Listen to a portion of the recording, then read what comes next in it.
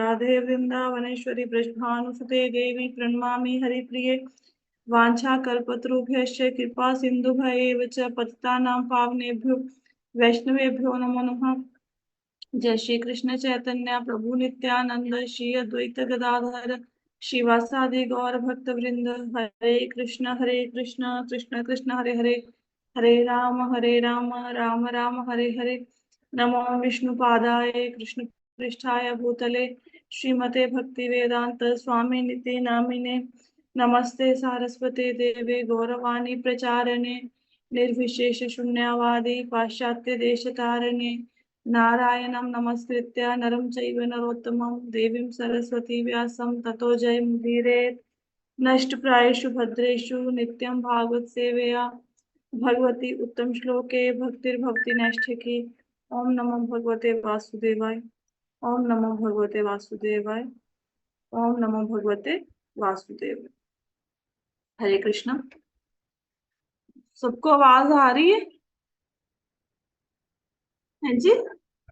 हाँ, Google meet पे करनी थी, वो पता नहीं आदत पड़ गई है ना इसको चलाने की। कल से करेंगे, आज इसी पे करते हैं, ठीक है। आप दोनों अपने मोबाइल में डाउनलोड रखो गूगल मीट भी, मतलब जूम भी। लिंक पे क्लिक कर लिया करो, वो अपने आप ही ओपन कर देता है। कंप्यूटर स्मार्टफोन है ना आपका, वो अपने आप ही ओपन कर देगा, ठीक है। फोन पे सब लोगों को आवाज आ रही है? Yes ma'am, yes. ठीक है, कथा शुरू करते हैं। तो हम श्रीमद् भागवतम के दूसरे स्कंद के 5वें अध्याय को पढ़ रहे हैं। इसमें इसका नाम है अध्याय का समस्त कारणों के कारण। तो यहाँ पे नारद मुनि के पूछे गए प्रश्नों का, सृष्टि संबंधी प्रश्नों का उत्तर ब्रह्मा जी दे रहे हैं, जिसमें हम लोगों ने कुछ प्रश्नों के उत्तर प्राप्त कर लिए हैं। नारद मुनि जी को मिल गए हैं, हमें भी मिल गए हैं कि ये सारा भौतिक जगत है, ये सारा संसार है, ये कहाँ से आया, इसका रूप क्या है, कि इसमें मैं और मेरा की भावना है। अधिष्ठान कहाँ पे टिका हुआ है? भगवान के अंदर ही टिका हुआ है। सारे लोग सब कुछ भगवान के अंदर ही है। यत सृष्टम, इसका उत्तर अभी मिल रहा है। अभी जितने भी हम लोग श्लोक पढ़ रहे हैं, इसमें इसी बात का उत्तर मिल रहा है कि इसकी सृष्टि कैसे हुई। तो हम लोगों ने 20 तक श्लोक पढ़ लिए थे आई थिंक, और हम लोग 21वें श्लोक पे हैं। एक मिनट। कल तक की कथा में किसी का कोई प्रश्न तो नहीं है? क्लियर है सब कुछ? ठीक है, एक मिनट। तो हम श्लोका कर रहे हैं 21। 20 नंबर श्लोक एक मिनट देखने दीजिए, हो गया था कि नहीं। ठीक है, 20 नंबर श्लोक हो गया। अब 21 नंबर श्लोक करते हैं। कालम कर्म स्वभावं च मायेशो मायया स्वया आत्मा यदिच्छया प्राप्तम विभु भूषु रूपा पदे। इसमें क्या बताया गया है? कालम कर्म स्वभावम च, तीन चीजों की बात हो रही है। काल, कर्म, स्वभाव। काल पता है सबको, काल तो भी बहुत अच्छे से क्लियर हो गया होगा। काल को मृत्यु भी कहते हैं, काल समय भी है। काल शक्ति जिसके द्वारा भगवान प्रधान में क्षोभ करते हैं, एजिटेशन करते हैं।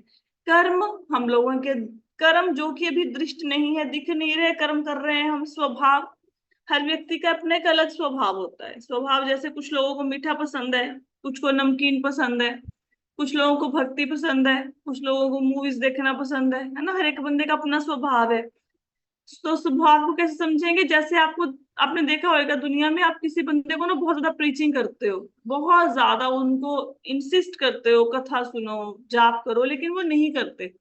नहीं करते ना, क्यों? क्योंकि स्वभाव ही ऐसा है।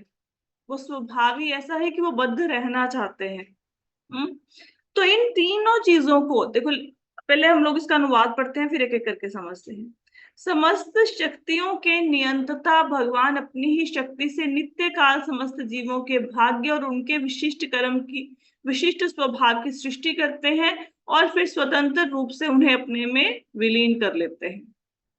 यहाँ पे क्या बताया गया श्लोक में? काल, कर्म, स्वभाव, ये भगवान के ही अंदर है। काल, कर्म, स्वभाव। और अपनी ही शक्ति से भगवान इसको प्रकट कर देते हैं, सृष्टि की रचना कर देते हैं और फिर उसको अपने अंदर ही विलीन कर लेते हैं। काल कर्म स्वभाव। अब हम लोग ये सोचेंगे कि स्वभाव तो जीव का होता है, तो स्वभाव भगवान के अंदर कैसे चला गया? कर्म तो हमारे हैं, कर्म भगवान के अंदर कैसे चले गए? ये प्रश्न आ सकता है मन में। तो इस प्रश्न का उत्तर क्या है?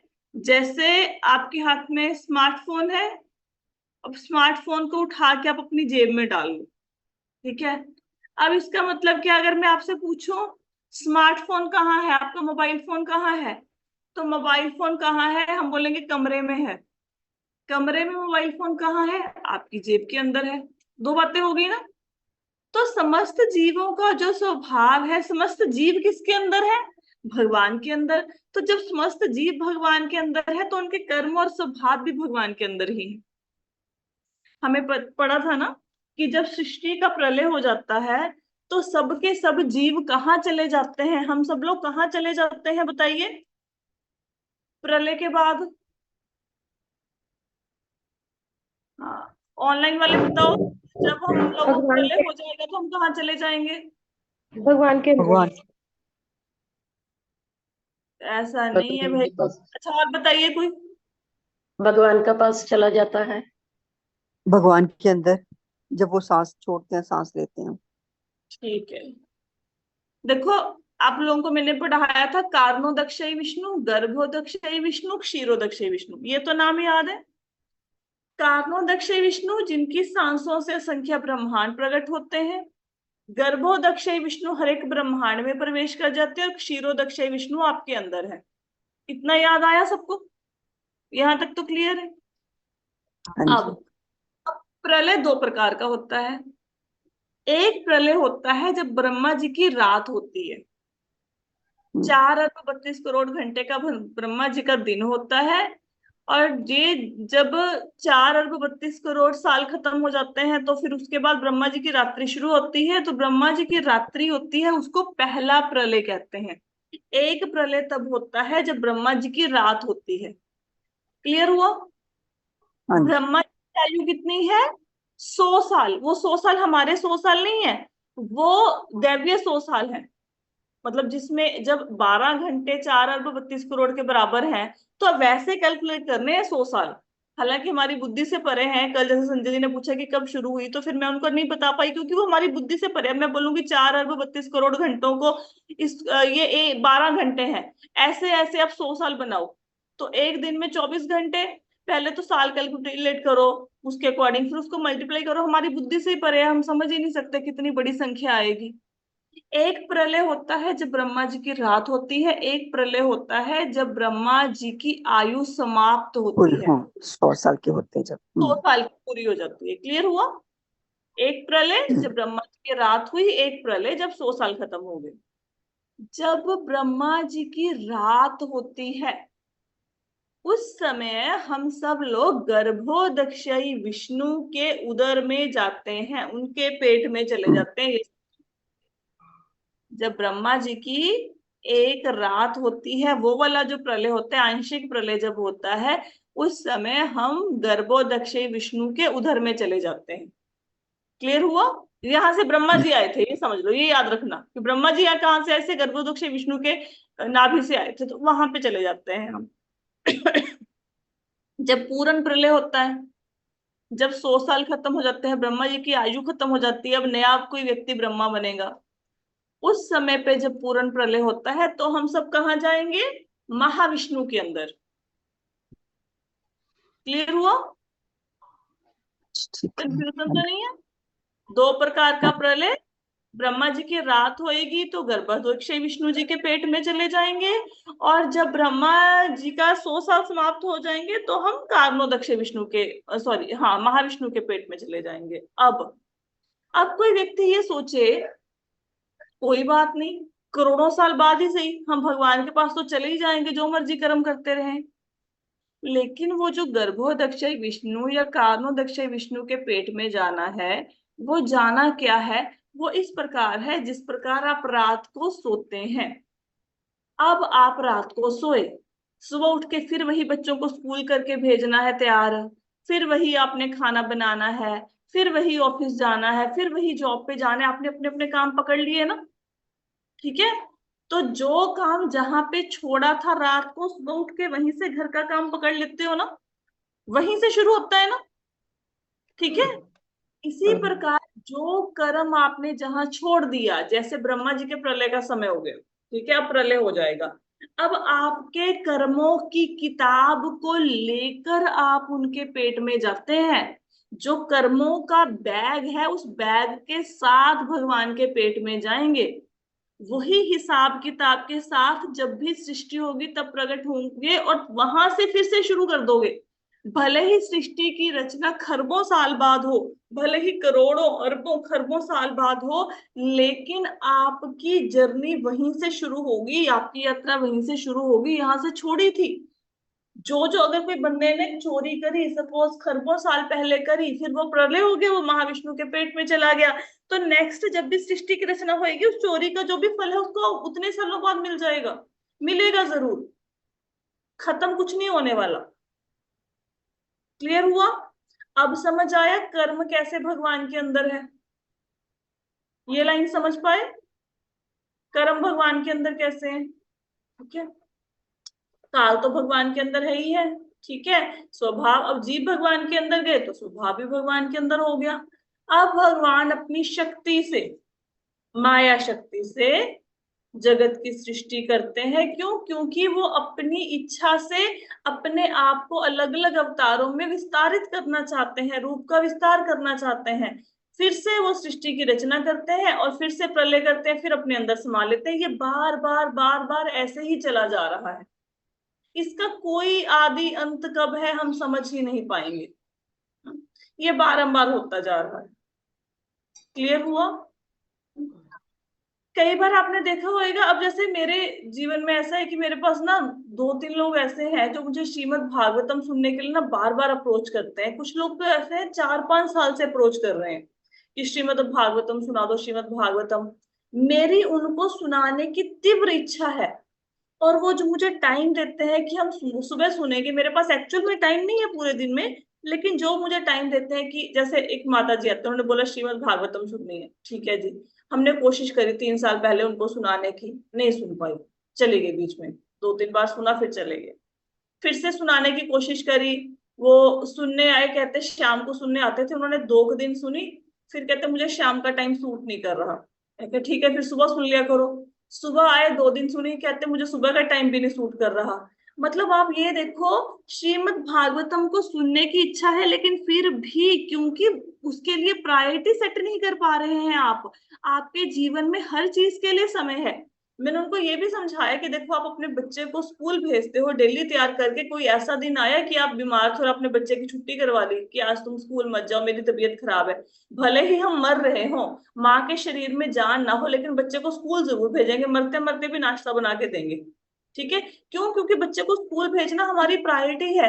प्रॉब्लम यह है, लोगों की प्रायोरिटी नहीं है श्रीमद् भागवतम। और जब तक श्रीमद् भागवतम आपकी प्रायोरिटी नहीं है, आपके जीवन में श्रीमद् भागवतम आएगी नहीं। अगर आप श्रीमद् भागवतम को साइडलाइन करके रखते हो ना कि मेरे बाकी काम जरूरी है, बीच में अगर समय लगा तो हम श्रीमद् भागवतम सुन लेंगे, नहीं समय लगा तो नहीं सुन लेंगे, तो श्रीमद् भागवतम भी ऐसे ही आपको साइड में कर देगी कि ठीक है, जब इच्छा होगी तो आपको ज्ञान प्रकट कर देंगे, नहीं तो बैठे रहो। तो आपको प्रायोरिटी सेट करनी पड़ती है, और बाकी जो आपके काम है ना, वो सारे काम हो ही जाएंगे, हो ही जाएंगे। भले ही वो धन अर्जित करने का काम हो, भले ही वो घर के काम हो, सारे काम अपने आप समय पे हो जाएंगे अगर आप श्रीमद् भागवतम को प्रायोरिटी देते हो। लेकिन अगर जीवन में इसको प्रायोरिटी ना देके बाकी चीजों को प्रायोरिटी दी, तो आप देखेंगे उन्नति, उसमें भी आप बहुत ज्यादा उन्नति नहीं कर रहे। क्योंकि बहुत बार आपको समझा दिया है कि अर्थ काम प्री डिसाइडेड है, अर्थ काम बढ़ा नहीं सकते। जितना जीवन में धन आना है बढ़ा नहीं सकते, 1% नहीं बढ़ा सकते, कम भी नहीं कर सकते। जैसे दुख, आप अपनी जिंदगी में चाहते हो मुझे दुख आए? नहीं चाहते, फिर भी दुख आ जाते हैं ना। जब आपके ना चाहते हुए भी दुख जीवन में आ जाते हैं, कभी कभी ऐसा होता है ना कि आपने कोई बहुत ज्यादा एफर्ट नहीं किया लेकिन जीवन में सुख आ गया, आ जाता है ना। जब जीवन में सुख और दुख बिना एफर्ट किए आ जाते हैं, आपके पूर्व जन्मों के कर्मों के फल स्वरूप, तो इसी प्रकार जीवन में धन, कुछ भी वट एवर, अगर सपोज मेरे लिए प्रायोरिटी है व्योम को पढ़ाना, तो उसके, मैं निमित्त मात्र हूं, मैं उसको पढ़ा सकती हूँ। लेकिन अगर मैं श्रीमद् भागवतम को साइड में करके उसको पढ़ाना शुरू कर दूं और मुझे लगे कि व्योम के नंबर अच्छे आ जाएंगे, डेफिनेटली नहीं आने वाले हैं, बिल्कुल नहीं आने वाले हैं। हाँ, अगर मैं श्रीमद् भागवतम को प्रायोरिटी देके, इसको प्रायोरिटी देके उसको सिखाऊं, खुद भी सीखूं, तो डेफिनेटली वो काम मेरा अपने आप हो जाएगा नंबर वाला। ये कभी आप करके देखना। जब भी आप भगवान के नाम को प्रायोरिटी देंगे, जब भी आप श्रीमद् भागवतम को, भगवत गीता को प्रायोरिटी देंगे, आपके जीवन में बाकी काम स्वतः होने शुरू हो जाएंगे, ऑटो मोड में आ जाएंगे, ऑटोमेटिकली। आपकी बॉडी में जान इतनी आ जाएगी कि जो काम आप 2 घंटे में फिनिश करते थे, आपको लगता था मेरा काम खत्म नहीं होगा, मैं भागवतम कैसे सुनूं, वो जल्दी काम फिनिश होने शुरू हो जाएंगे, आपको श्रीमद् भागवतम के लिए टाइम मिलना शुरू हो जाएगा। तो it is a Yes, ma'am. Priority. Yes, yes, yes. I feel so. ये फैक्ट है, मेरे साथ भी Hmm. ऐसा हुआ है। सब लोगों के साथ होता होगा, आप देखोगे ना। आप इसको प्रायोरिटी बनाओ। हमारी प्रॉब्लम ये है, हमें ऐसे लगता है घर के बर्तन भांडे कौन करेगा अगर हम श्रीमद् भागवतम सुनेंगे, ये रोटी बनाने वाला काम कैसे होगा। अरे भाई, आपको पता है आपने आज कितने बजे क्या खाना है, किस समय आपको पानी पीना है, that is pre decided, pre decided. वो लिखा जा चुका है कि ये यहाँ पे आपको इतने बजे ये मिलेगा। यहाँ पे आने से पहले ना, मतलब मैं आर्ट ऑफ लिविंग में जा रही थी बहुत सालों से, तो वहां पे खैर गुरु जी को योग शक्तियां प्राप्त हैं काफी, तो वो मन की बात को जान लेते हैं, पढ़ लेते हैं, ऐसा होता है, शक्तियां होती हैं, नो डाउट, उसको मतलब झुठलाया नहीं जा सकता। तो उन्होंने किसी को कोई सेवा के लिए भेजना था, तो उन्होंने बोला कि इस शहर में जाके मैं खाऊंगा क्या, मतलब यहाँ पे मुझे कोई जानता नहीं है, मेरे भोजन की व्यवस्था कहाँ से होगी।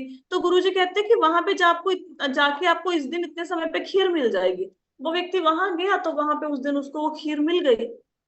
अगर आप ज्योतिष के पास जाते हो, ज्योतिष आपको बता देता है ना कि इस समय आपका समय अच्छा नहीं चल रहा है, आज से 6 महीने बाद आपका समय अच्छा चलेगा, आपको चीजें मिलनी शुरू हो जाएंगी। ज्योतिषी बताता है ना। ज्योतिषी को कैसे पता लगा, बताओ मुझे, ज्योतिष को कैसे पता लगा कि आपको इस समय पे ये चीज मिलेगी, एस्ट्रोलॉजर को कैसे पता लगता है? और लोग को बिकॉज कुछ नॉलेज जो होगा। Because that is pre decided, that is pre पीछे डिसाइडेड, वो मेरी ना आपके भाग्य क्लासेस में थी ना। लिखा जा चुका है। हाँ, पिछले हफ्ते 15 दिन हो गए मेरी क्लासेस थी, 7 से 9। हाँ जी, हाँ मैं जी। साबुत 4 बजे उठ के पहले जाप करती थी, थोड़ी हम्म। सी माला आदि मतलब कर लेती थी। फिर मैं हम्म। खाना बनाती थी, फिर 6 से 6:30 आपकी क्लास। 6 बजे हम्म। तक मैं अपनी जोत भी जला के, मेरा खाना 6 बजे तक बन जाता था। 6:30 हम्म। तक आपकी क्लास, 6:30 के बाद मैंने अपना ब्रेकफास्ट ले लेती कि 7 से 9:30 तक मेरी दूसरी क्लास। उसके बाद मैं मंदिर भागती थी, और फिर घर आके मेरे को लगता था अब मैं थोड़ा फ्री हुई, फिर शाम को क्लास। और भगवान ने इतना मैनेज करा, मेरे को थकावट भी नहीं हुई। हाँ, नहीं होती, नहीं होती। अगर आपके हाँ, मन में इच्छा है ना कि मैंने आज जाना है मंदिर, आपके पास चाहे भले ही कन्वेंस ना हो, अगर आपके पास तीव्र इच्छा है मंदिर जाने की, लिटरली लिटरली आपके लिए अरेंजमेंट हो जाएगा। मैं Yes, हाँ, सिर्फ भगवान yes, ने। ma'am. Very true, very true. Someone will come and give me a lift. Many time I welcome. experience. मतलब मैंने अपनी गाड़ी कब बेची, 3 3 साल हो गए मुझे अपनी गाड़ी बेचे, क्योंकि मैं बैंक नहीं जा रही थी, वो गाड़ी खड़ी थी, मुझे मेंटेन करना पड़ता था उसको, कभी सफाई कराओ, कभी उसका इंश्योरेंस कराओ, कभी देखो जाना भी होता नहीं था। I sold my car. उसके बाद 3 साल है, फिर मैं मंदिर चली जाती हूँ, पता नहीं कहाँ से कौन बंदा कहीं ना कहीं पे लिफ्ट देने वाला मिल जाता है और मैं मंदिर चली जाती हूँ। आपके मन में तीव्र इच्छा होनी चाहिए। मैं ये सारी बातें क्यों बता रही हूँ ना, हम लोग श्रीमद् भागवतम को प्रायोरिटी देते, हम लोग तो दे रहे हैं जो सुन रहे हैं, लेकिन आप देखो आपके आसपास कितने ऐसे लोग हैं जो प्रायोरिटी नहीं देते। बोल के देख लो किसी को श्रीमद् भागवतम की कथा सुननी है, मतलब आएगा मेरे नहीं वो बंदा। सामने लेडी रहती है, उनको ये भी नहीं पता था कि भागवतम और भगवत गीता में क्या फर्क। वो एक ही ये समझ तो रहे हैं, कई ये काफी बहुत लोग एक ही कॉमन है, ये समझ रहे बहुत हैं। कॉमन है। आप ना किसी भी, आप अगर आपके पास 100 लोग खड़े हैं ना, 100 लोगों को पूछो श्रीमद् भागवतम और भगवत गीता में क्या डिफरेंस है, 99 को नहीं पता, शायद 100 के 100 को नहीं पता होगा, मेनी टाइम्स। ये एक ही समझते हैं सब। मतलब ये कौन है जो मतलब ना अंदर आपके ना वो डालने के लिए लगा हुआ है ड्रिलिंग कर करके। यहाँ पे नहीं लोगों को समझ आता, हमें भी नहीं पता चलता था जब हम लोग नहीं ये पढ़ते थे। पहले, हाँ पहले हम भी एक ही समझे थे। टचवुड, खैर मेरा जन्म ऐसे परिवार में हुआ, बहुत धार्मिक था, मुझे इन चीजों की नॉलेज थी, अदरवाइज नहीं लोगों को नॉलेज होती है, ठीक है। तो आप ये, अच्छा आपने एक चीज देखी है, जब आप श्रीमद् भागवतम पढ़ते हो, मैं आपको एक और बहुत सुंदर एग्जाम्पल दूंगी जिससे आपको इस बात में विश्वास हो। जब आप श्रीमद् भागवतम पढ़ते हो, भले ही आपको वो समझ नहीं आ रही, भले ही आप उसके साथ इतना रिलेट नहीं कर पा रहे, लेकिन श्रीमद् भागवतम कृपा ऐसी करेगी, आपके ब्रेन को इतना एम्पावर कर देगी कि आपके माइंड में जो श्लोक चल रहा है, अगर आप पढ़ो ना भी पढ़ो तो जिज्ञासाएं वैसी उत्पन्न होनी शुरू हो जाएंगी। मैं इसको आपको ना लाइव एग्जांपल देती हूँ, ये देखो। कल संजय जी ने प्रश्न हम्म। पूछा, क्या प्रश्न पूछा था, कोई बताओ मुझे, क्या प्रश्न था संजय जी का?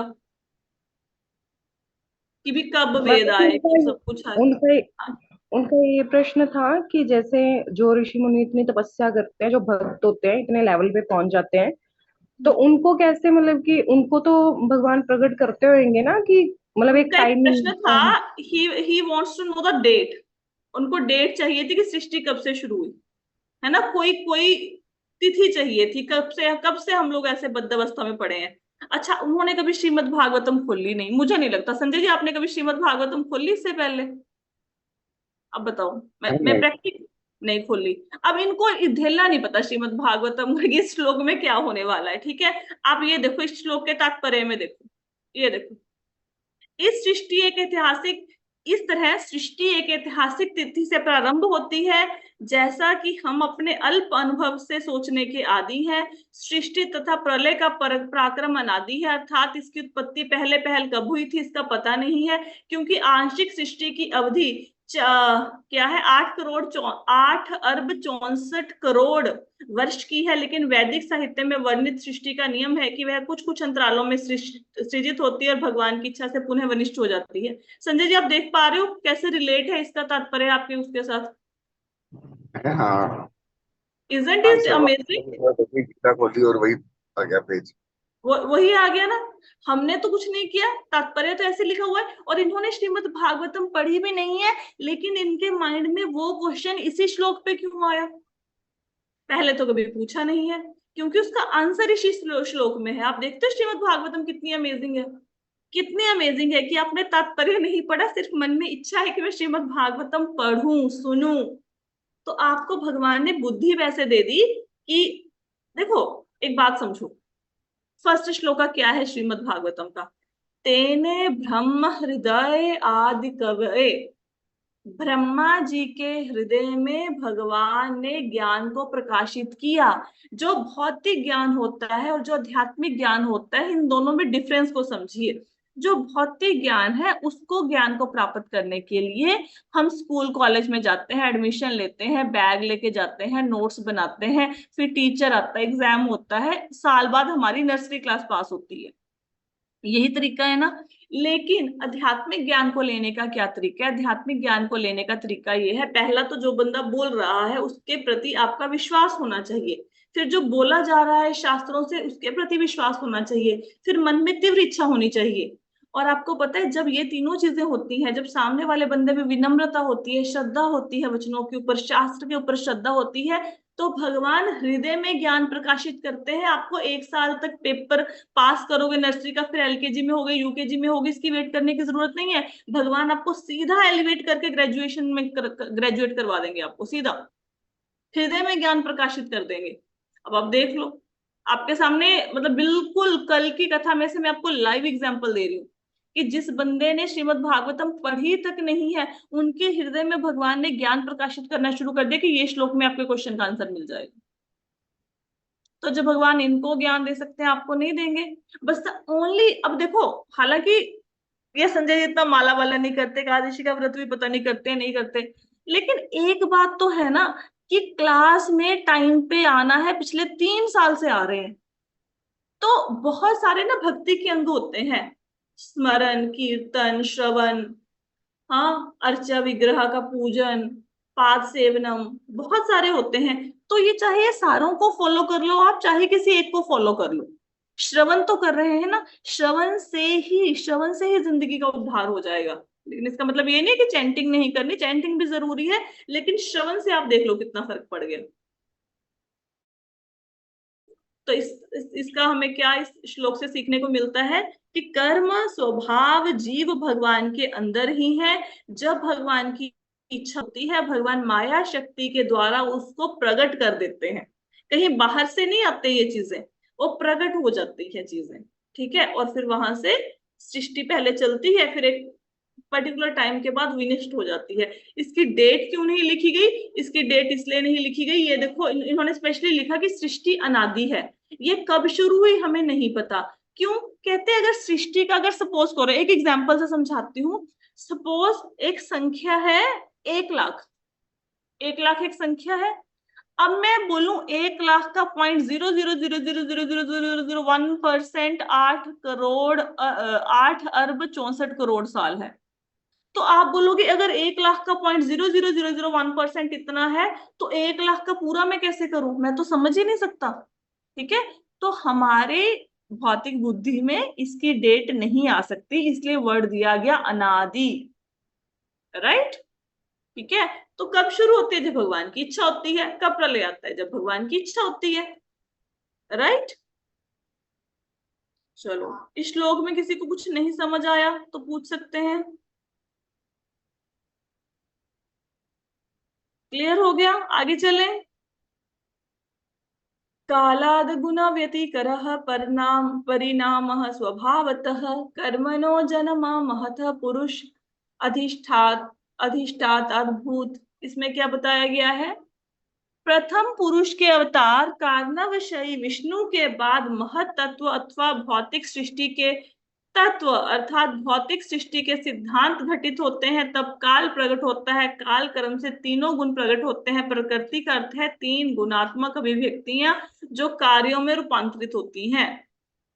कुछ कुछ समझ आ रहा होगा। ठीक है, अब देखो, जिन लोगों ने श्रीमद् भागवतम शुरू से फर्स्ट कैंटो से नहीं पढ़ी, या स्पेशली जिन्होंने सेकंड कैंटो से श्रीमद् भागवतम नहीं पढ़ी, अब पूरा तो रिवाइज नहीं कर सकते, मैं थोड़ा थोड़ा रिवाइज करूंगी, उसको समझते जाओ, क्योंकि इस श्लोक को तभी समझ पाओगे। थोड़ा ध्यान से सुनना। जब सृष्टि की रचना होती है, तो सबसे पहले एक्चुअली तो चतुर्व्यूह बहुत बड़ा है। पहले ना भगवान कृष्ण होते हैं, फिर उनसे वसुदेव का विस्तार होता है, वो हम किसी और दिन समझेंगे, फिर बहुत कंफ्यूज हो जाएंगे। आप ना पुरुष अवतारों से समझो। पुरुष अवतार किसको कहा जाता है? देखो, भगवान के अलग अलग अवतार है, अलग अलग अवतारों को अलग अलग कैटेगरी में रखा गया है। जैसे गुणावतार, गुणावतार में आते हैं ब्रह्मा विष्णु शिव। ब्रह्मा जी रजोगुण, विष्णु सतोगुण, शिव तमोगुण। ठीक है, फिर आते हैं लीला अवतार। लीला अवतार में वो आते हैं जैसे कि भगवान नरसिंह देव प्रकट हुए, एक लीला करी, फिर वो अपने लोक में चले गए। ऐसे ही कूर्म भगवान प्रकट हुए, उन्होंने लीला करी छोटी सी, फिर वाराह भगवान प्रकट हुए, उन्होंने लीला करी, ये लीला अवतार में आते हैं। ऐसे ही अलग अलग कैटेगरीज हैं अवतारों की। ठीक है, लीला अवतार, गुण अवतार, शक्त्यावेश अवतार। भगवान ने जब किसी से कोई काम करवाना होता है, उसको पर्टिकुलर शक्ति का संचार कर देते हैं। ठीक है, जैसे नारद मुनि में भक्ति का संचार कर दिया, वेद व्यास जी में ग्रंथों को लिखने का संचार कर दिया, और उसमें कुमारों में तपस्या का संचार कर दिया। नहीं, सॉरी, कुमारगण वो नहीं है, शक्त्यावेश अवतार नहीं है, ये इनमें संचार किया ब्रह्मा जी में, उसमें। ठीक है, तो ये हो गए भगवान के शक्त्यावेश अवतार। ठीक है, ऐसे ही भगवान के युगा अवतार भी होते हैं। भगवान हर युग में प्रकट होते हैं। भगवान त्रेता में भी आए, सतयुग में भी आए, द्वापर में भी आए, कलयुग में भी आए। कलयुग में गौरंगा महाप्रभु आए, द्वापर में कृष्ण जी आए, ऐसे हर युग में भी आते हैं, इसको युग अवतार बोलते हैं। इसी प्रकार भगवान हर मनवंतर में भी आते हैं। आपको पता है ना, ब्रह्मा जी के एक दिन में 14 मनु होते हैं, तो एक मनु का शासनकाल एक मनवंतर कहलाता है। तो भगवान हर मनवंतर में भी प्रकट होते हैं। तो ये भगवान की अलग अलग कैटेगरीज हैं अवतारों की। अब यहाँ पे पुरुष अवतारों की बात हो रही है। पुरुष अवतार कौन से हैं भगवान के? 3। महाविष्णु, जिनको कारणोदक्षय विष्णु भी कहा जाता है, गर्भोदक्षय विष्णु और क्षीरोदक्षय विष्णु। क्लियर हुआ? यहां तक क्लियर है सबका? यहां तक अगर किसी को कुछ भी नहीं आया तो मुझे पूछो मुझसे, क्योंकि ये समझ नहीं आया, आगे कुछ नहीं आएगा। जो पिछले वाला था ना, जो एक बार हाँ इसको जी, श्लोक से कर देंगे एक बार। कैसे? तो उसके पिछला जो टाइम बताया गया था, स्टार्टिंग टाइम में वाला वो श्लोक श्लोक चाहिए आपको? अच्छा, इससे पिछले वाले श्लोक चाहिए, वो टाइम वाला चाहिए? है। हाँ, मैं आपको उसका ना स्क्रीनशॉट भेज देती हूँ। Thank you thank you. ठीक है, मैं आपको उसका स्क्रीनशॉट भेज देती हूँ। Right. तो ये है, ठीक है। हाँ, प्रथम पुरुष अवतार। तो पुरुष अवतार 3 है, महाविष्णु, गर्भोदक्षय विष्णु, क्षीरोदक्षय विष्णु। अब इसमें से प्रथम पुरुष के अवतार, क्लियर हो गया? इतना वर्ड क्लियर हुआ? प्रथम पुरुष के अवतार कारणोदक्षय विष्णु। कारणोदक्षय विष्णु को ही महाविष्णु कहा जाता है, एक का ही नाम है, ठीक है। प्रथम पुरुष के अवतार के बाद कि सबसे पहले भगवान से एक्सपेंशन हो गया महाविष्णु का। ऐसा नहीं है कि वो पहले नहीं थे, अब कृष्णा जी से प्रकट हुए हैं, वो पहले भी थे, वो भी अनादिकाल से हैं।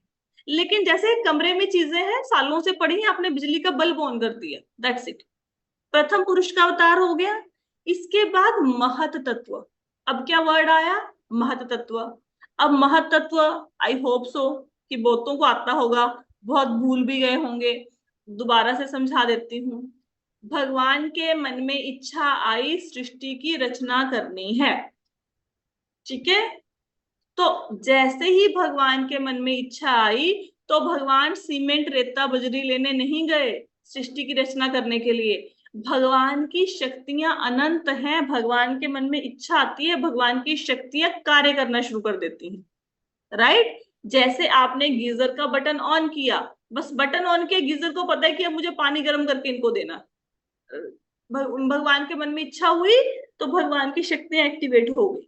तो जब भगवान की शक्तियां एक्टिवेट होती हैं, तो सबसे पहले तो प्रधान प्रकट होता है। प्रधान, प्रधान किसको कहते हैं? प्रधान किसको कहते हैं भाई, बताओ? अप्रकट अवस्था जिसमें जो सृष्टि होती है 1:1:1:1 की रेशो में होती है। देखो, ऐसे नहीं बोलते इसको, ये बोलते हैं, बात सही है। प्रकृति की अनमैनिफेस्टेड सिचुएशन, प्रकृति अव्यक्त रूप में होती है, उसमें सतोगुण रजोगुण तमोगुण बराबर के अनुपात में होते हैं। दोबारा से समझाती हूँ। प्रकृति की अव्यक्त अवस्था का मतलब क्या होता है? जैसे कमरा है, कमरे में चीजें हैं, लाइट बंद है, तो मतलब प्रकट नहीं हुई चीजें। जैसे ही लाइट ऑन करी, चीजें प्रकट हो गई। तो प्रकृति की अव्यक्त अवस्था का मतलब ये है कि अब जब प्रकृति का काम क्या है? प्रकृति का काम है वो सृष्टि की रचना करेगी सत्व रजो तमोगुण के द्वारा, ठीक है। अब जब प्रलय हो गई, भगवान के पेट के अंदर सब कुछ चला गया, अब जब सृष्टि की रचना हो ही नहीं रही, तो प्रकृति वहीं पे है, लेकिन वो इनएक्टिव पड़ी है, एक्टिव नहीं है। क्लियर हो गया?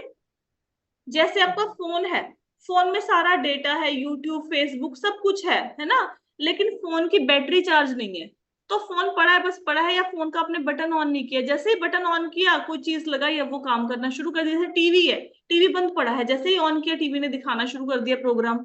तो प्रकृति है, लेकिन अप्रकट अवस्था में है। अव्यक्त मतलब अप्रकट, मतलब अभी भी दिख नहीं रही। क्लियर हुआ? प्रकृति की अव्यक्त अवस्था में सतोगुण रजोगुण तमोगुण बराबर के अनुपात में होते हैं, 1:1:1 की रेशो में होते हैं। क्लियर? जैसे हलवा बनाते हैं, चीनी सूजी और घी बराबर मात्रा में लिया जाता है, ठीक है। अब आपने चीनी सूजी घी ले लिया, उसको गैस पे रख दिया, लेकिन गैस ऑन नहीं करी, अब तीनों में कोई एजिटेशन नहीं, हलवा नहीं बनने वाला, क्योंकि 1:1:1 की रेशियो में है, लेकिन गैस नहीं ऑन किया, ऐसे समझो, ठीक है। तो प्रधान क्या हो गया? प्रकृति की अप्रकट अवस्था, अव्यक्त अवस्था, जिसमें सतोगुण रजोगुण तमोगुण समान अनुपात में है। यहां तक क्लियर हुआ? अब कोई तो गैस जलाएगा, अब यहाँ पे आगे कोई तो कुछ करेगा ना, ऐसे कैसे सृष्टि की रचना होगी? तो भगवान काल शक्ति के द्वारा उसको क्षोभ उत्पन्न करते हैं उसमें। इसका मतलब क्या है?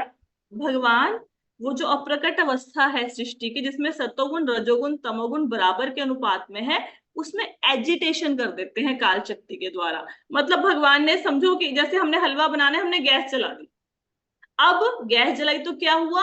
अब वो एक्टिवेशन होनी शुरू हो गई ना, भूनना शुरू किया, अब हलवा बनना शुरू हो गया ना। जैसे मैंने आपको पहले भी एग्जांपल दिया था, आपने इडली बनानी है तो आपने वो बैटर है, बैटर के अंदर वो डाला इनो, तो एजिटेशन शुरू हो जाती है ना, देखोगे ना बबल्स बनने शुरू हो जाते हैं। तो भगवान काल शक्ति के द्वारा ये जो बैलेंस था तीनों गुणों में 1:1:1 का था, इसको ना एजिटेट कर देते हैं, मतलब गुण अब आपस में क्रिया करनी शुरू कर देंगे। अब इनका जो बैलेंस था एक एक एक का, वो टूट जाएगा। ठीक है, किसके द्वारा करते हैं भगवान? काल शक्ति के द्वारा।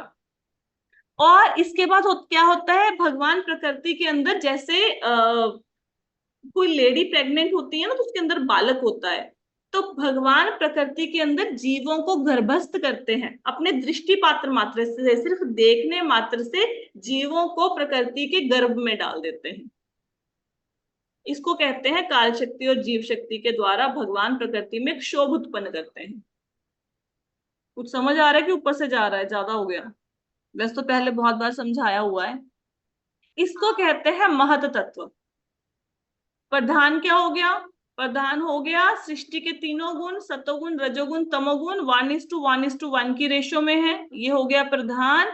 और अब भगवान ने काल शक्ति के द्वारा, काल शक्ति तो समझाया है ना, काल शक्ति के द्वारा प्रकृति के अंदर जीवों को गर्भस्थ कर दिया, जीवों को डाल दिया। कैसे? दृष्टि से।